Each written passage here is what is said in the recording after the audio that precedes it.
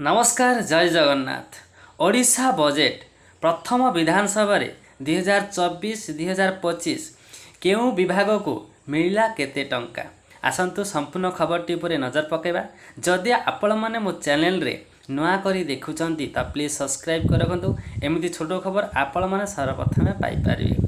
तो आसंतु प्रथम अधिवेशन रे निजे मुख्यमंत्री बजेट उपस्थापन करिसंती। ओडिशा विधानसभा रे आर्थिक वर्ष 2024-2025 ପାଇଁ 2,65,000 कोटी टंकार राज्य बजेट उपस्थापित होईछि। अर्थ विभागर दायित्व थिबा मुख्यमंत्री मोहन चरण माझी बजेट उपस्थापन करिसंती।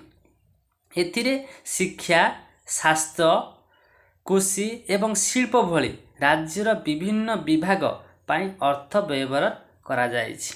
एति कही रहूँ। जय जगन्नाथ। आपण मन दिन समय ये कामना कर रहूँ। जय जगन्नाथ।